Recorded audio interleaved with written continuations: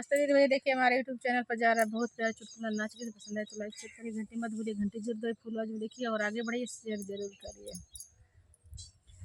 हाथवा में ले दाल चिनिया बलम मोरे राख मलिनिया, हाथवा में ले दाल चिनिया बलम मोरे राख मलिनिया।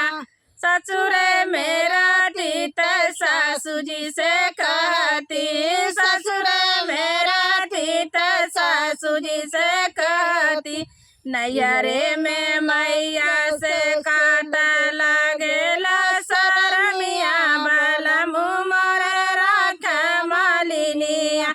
नैयरे में मैया से करला शरमिया बलम मोरे राख मलिनिया।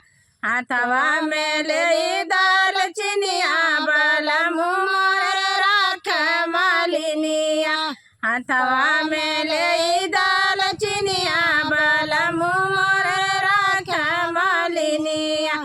ससुरे मेरा तीज ठानी जी से कहती, ससुरे मेरा तीज ठानी जी से कहती, नैयरे में भौजी से लगेला शरमिया बलम मोरे राख मलिनिया।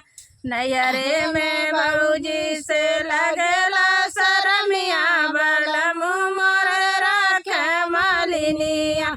हाथवा में ले दाल चिनिया बलम मोरे राख मलिनिया, हाथवा में ले दाल चिनिया बलम मोरे राख मलिनिया।